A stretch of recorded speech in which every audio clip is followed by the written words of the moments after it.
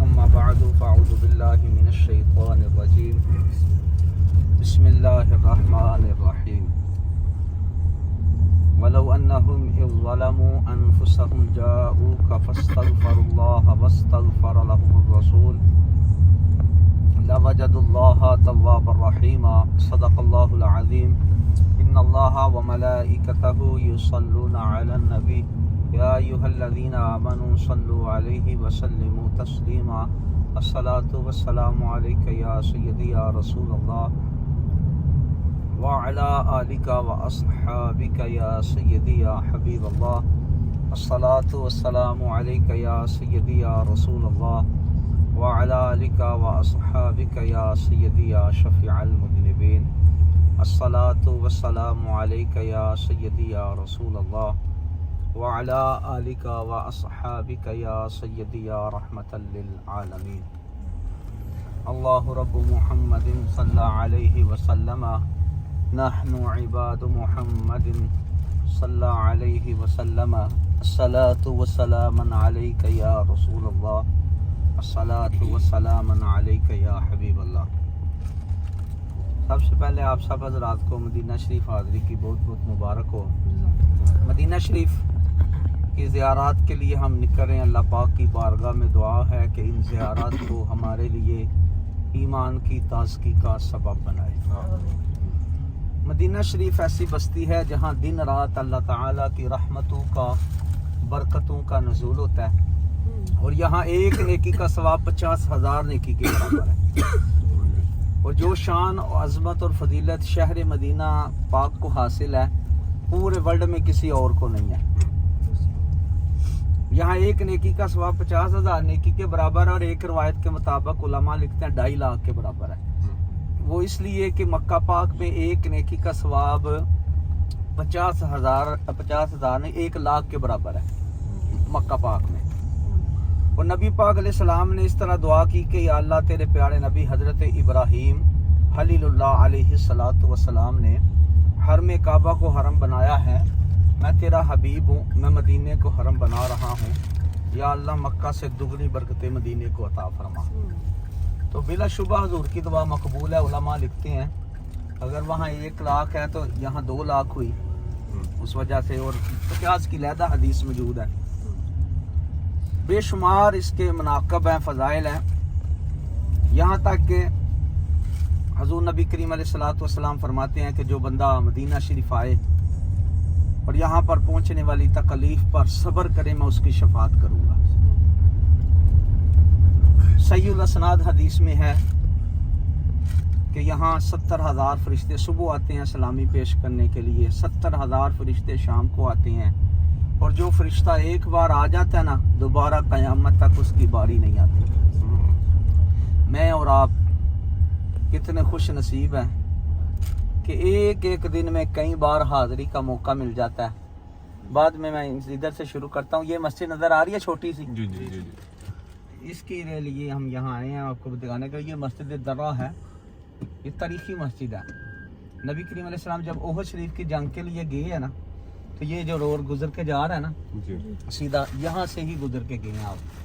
اور یہ روڈ کا نام آج بھی طریق سید الشہداء ہے, سید الشہداء روڈ.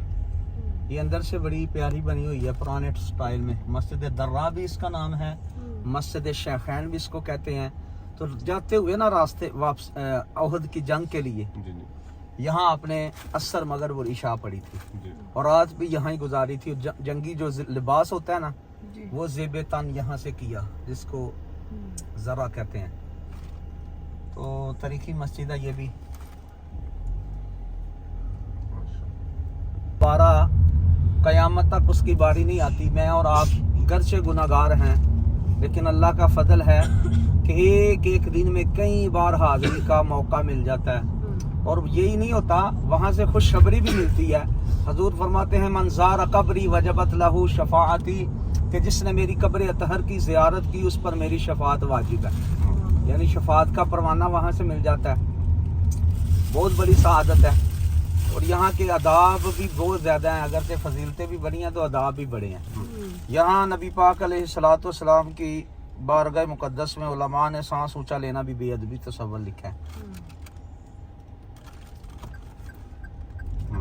مدینہ شریف کی عظمت و شان میں یہ بھی بات موجود ہے، حضور فرماتے ہیں کہ جو بندہ اس چیز کی استطاعت رکھتا ہے، طاقت رکھتا ہے کہ وہ مدینے میں مرے تو وہ یہاں مرے، میں اس کی شفاعت کروں گا۔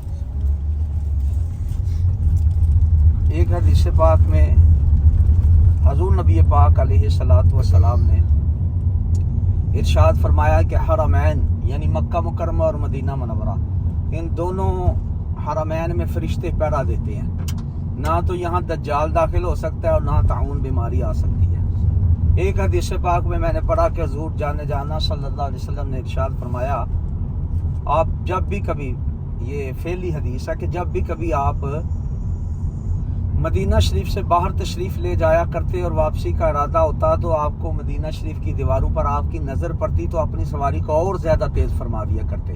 حضور کو مدینہ شریف سے بڑا پیار تھا، اور اس کی عظمت و شان کے لیے یہی بات کافی ہے کہ اللہ تعالیٰ نے قیامت تک کے لیے رہنے کے لیے اس شہر کو پسند فرمایا ہے۔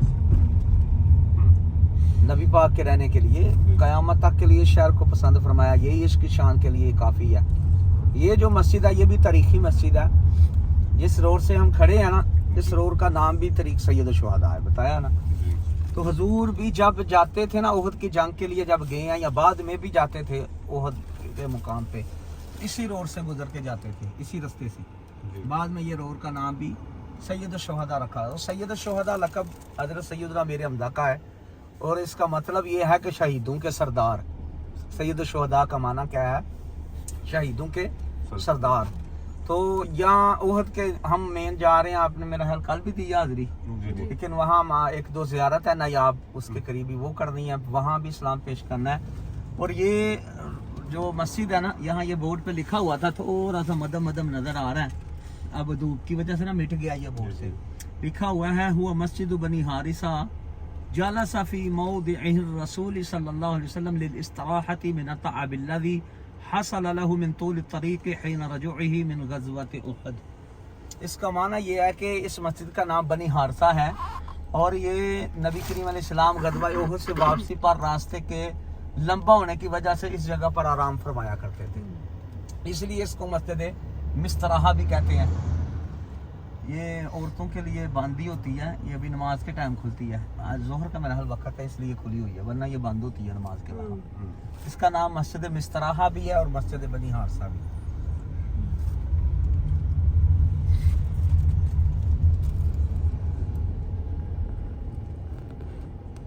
پہاڑ جو نظر آ رہا ہے یہ احد کا پہاڑ ہے، تقریباً 7-8 کلومیٹر لمبا ہے، اور یہ جنتی پہاڑ ہے۔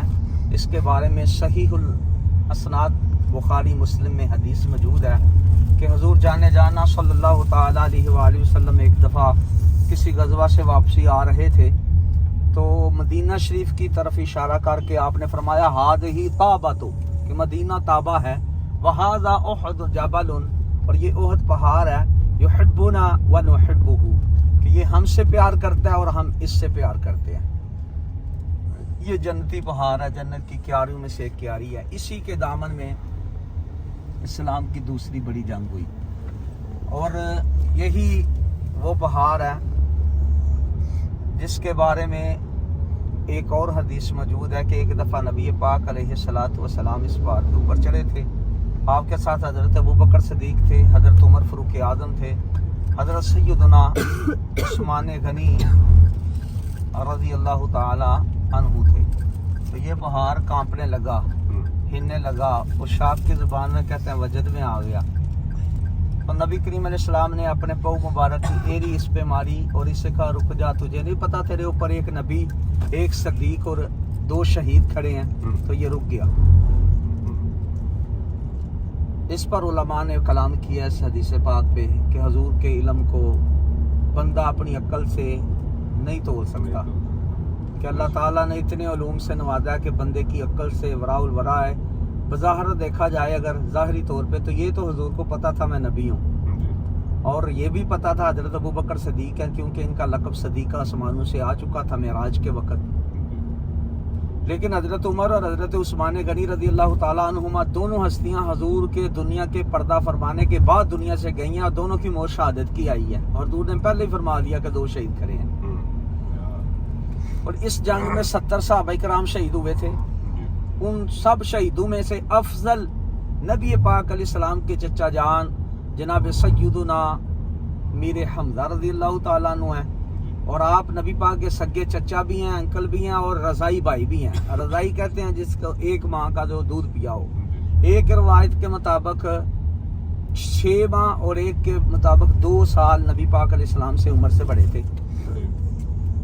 اور نبی پاک علیہ السلام کو اتنا پیار تھا، حضور کی حدیث ہے، حضور فرماتے ہیں میرے جتنے بھی چچا ہیں نا، میرے چچاؤں میں سب سے بہتر میرے حمزہ ہیں۔ آپ بڑے بہادر تھے، دونوں ہاتھوں سے تلوار لے کر جنگ کیا کرتے تھے۔ 31 کفار کو آپ نے واسطے جنم کیا تھا، اور آپ کی جو شہادت ہوئی ہے بڑی دردناک ہوئی ہے۔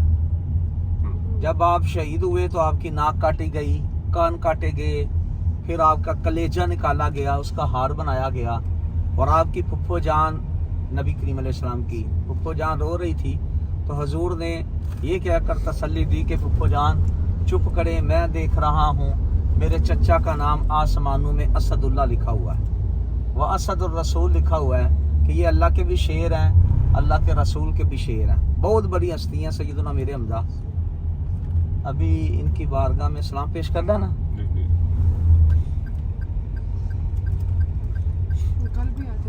تو پھر اگلی زیارت ادھر ایک نیاب ہے اللہ تعالیٰ عنہ،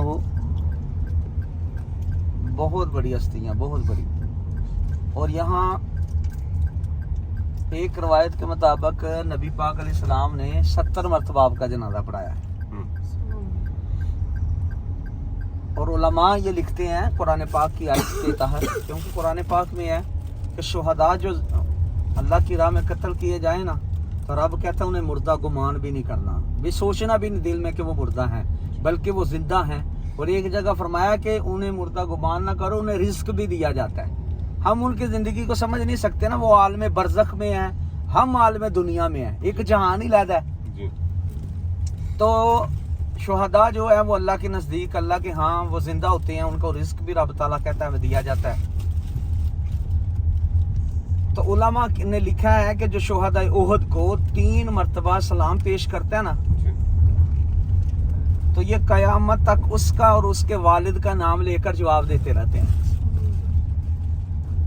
حضرت میر حمزہ کی یہ بارگاہ اتنی مقبول بارگاہ نبوی ہے، علماء نے یہ لکھا ہے کہ بندے کی جو دعائیں کسی وجہ سے قبول نہ ہوتی ہوں تو وہ یہاں آئے اور ان کی سفارش لے کر سیدھا نبی پاک کی بارگاہ میں جائے، پھر نبی پاک کی سفارش لے کر اللہ کی بارگاہ میں دعا کرے کہ یا اللہ یہ تیرے پاک کانے امت، یہ تیرے بندے، ان کی بارگاہ کا وسیلہ تو سے ڈال کے مانگتے ہیں، ہماری یہ دعا قبول فرما۔ تو علماء نے یہ کتابوں میں لکھا ہے کہ ہمارا یہ مجرب ہے، ہم نے خود آزمایا ہوا ہے، تو وہ کہتے ہیں کہ یہ دعا اس بندے کی قبول ہو جاتی ہے کہ اللہ کو ان پیاری ہستیوں سے بڑا پیار ہے۔ علماء نے لکھا یہ جگہ دعاؤں کی مقبولیت کا مرکز ہے۔ اور جب حضور نبی پاک علیہ السلام بھی اس جنگ مبارک میں شامل تھے، تشریف فرما تھے، تو حضور کا معمولی سا نا تھوڑا سا داندھ مبارک کا کنارہ شہید ہوا تھا، تھوڑا سا، بالکل تھوڑا سا، نہ ہونے کے برابر۔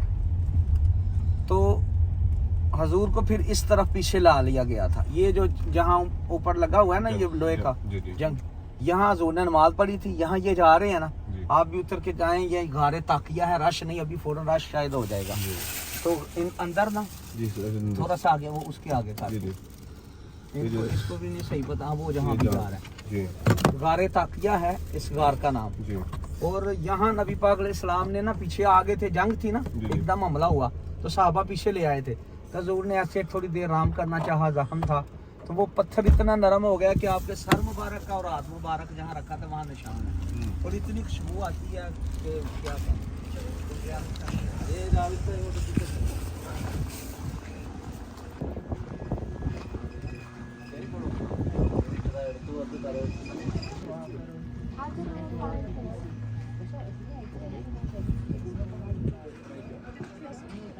Ja, maar wat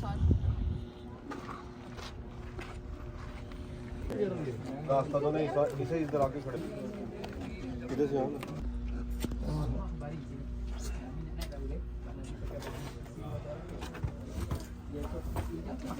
वो सामने नहीं सीमेंट, पक्का सीमेंट, जो एक छोटा सा निशान इतना पत्थर से भी बीच में है, वो है। पता नहीं, लोग जाते थे ना ज्यादा, गिरने का खतरा था या क्या था, इन्होंने बंद कर दिया।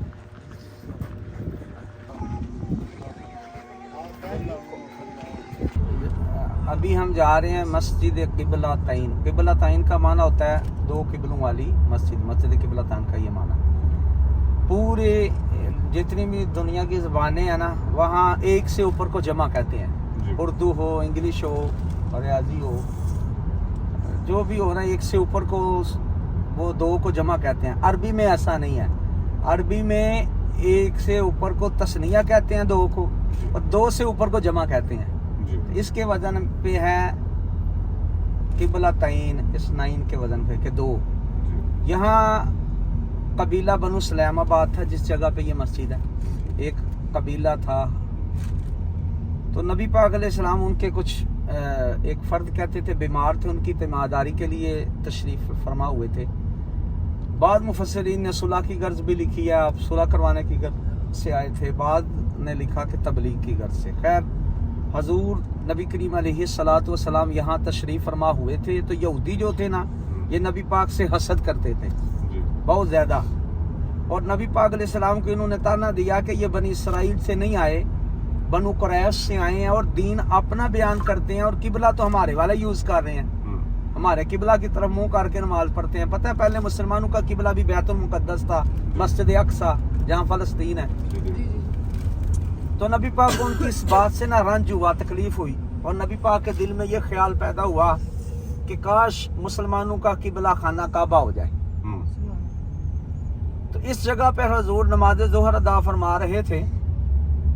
दौरान नमाज नबी पाक अलैहिस्सलातु वस्सलाम आसमान की तरफ देख रहे थे बार बार, और इसका जिक्र अल्लाह ताला ने कुरान करीम फुरकान हमीद में कुछ इस तरह किया।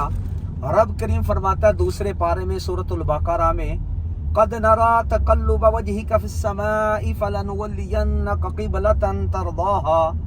क्या महबूब, आपका चेहरा बार बार आसमान की तरफ उठना हम देख रहे हैं। अन करीब आपका चेहरा उस किबला की तरफ फेर देंगे जिससे आप राजी हो जाएंगे। नबी करीम अलैहिस्सलाम ने अभी 2 रकातें पढ़ी थी, तो 2 बाकी थी, अभी जोहर की 4 होती हैं। तो अल्लाह ताला की तरफ से हुक्म आ गया, फवल्ली वजहका शत्रल मस्जिदिल हराम। ऐ महबूब, अपना चेहरा मस्जिद हराम की तरफ फेर लें। नबी करीम अलैहिस्सलाम ने दुराने नमाज ही अपना चेहरा खाना काबा की तरफ कर लिया।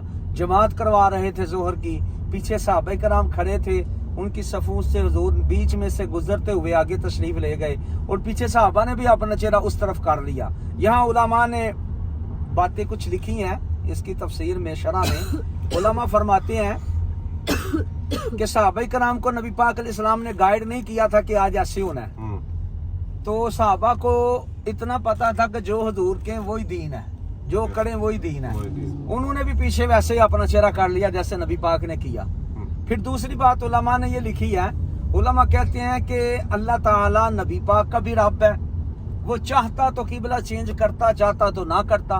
और ये भी हो सकता था कि रब ताला ये हुक्म इरशाद फरमाता है, महबूब अगली नमाज जो है ना वो खाना काबा की तरफ मुंह करके पढ़े, ये मस्जिद किबला तैन। ये भी हो सकता था कि अगली नमाज खाना काबा की मुंह तरफ करके पढ़े।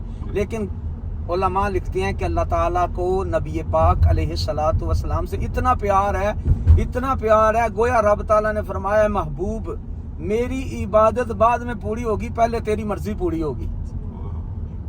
दुराने नमाज ही हुक्म इरशाद फरमा दिया कि मोहम्मद से वफा तूने तो हम तेरे हैं, ये जहां चीज है क्या लोहो कलम तेरे हैं। और शायर लिखता है कि खुदा की रजा चाहते हैं दो आलम, खुदा चाहता है रजाए मोहम्मद सल्लल्लाहु अलैहि वसल्लम। ये पहाड़ आपको नजर आ रहा है, वो सामने ऊपर इसके महल बना हुआ है। ये मैंने हदीस पाक आपको सुनाई है ना कि नबी पाक अलैहिस्सलाम ने फरमाया कि दोनों हरमैन में दज्जाल नहीं आ सकता। तो ये बाद ज़ियारत करने वाले कहते हैं कि ये हरम की हदूद से बिल्कुल बाहर है साथ ही, तो दज्जाल यहाँ आएगा, यानी अंदर तो आ नहीं सकता। तो ये आखिरी मकाम उसका यही होगा।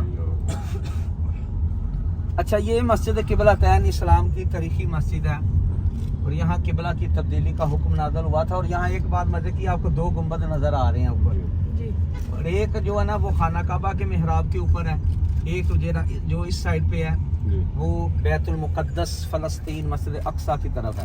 اور کبوتر بھی دیکھیں غور سے, آپ قریب جا کے دیکھیں گے نا اس سائڈ پہ, میں قریب جانے کی کوشش کر رہا ہوں. تو کبوتر سارے جو خانہ کعبہ کے اوپر محراب ہے اس پہ بیٹھے ہوتے ہیں, دوسرے پہ کبوتر بھی نہیں بیٹھتے. قبلہ اوتھے بنیا سائم جتھے یار نے موریاں زلفاں. یہ نبی پاک کے شان ہے کہ خانہ کعبہ قبلہ ہونے میں نبی پاک کا محتاج ہے, حضور کی وجہ سے خانہ کعبہ قبلہ بنا ہے. نبی پاک کی شان ہی وراء الورا ہے. اللہ اکبر. مسجد یہ دیکھیں کبوتر سارے اس قبلے پہ بیٹھے ہیں گنبد پہ, تو بالکل صاف صاف ہے. دوسرا بالکل خالی ہے, ایک بھی اس میں نہیں ہے.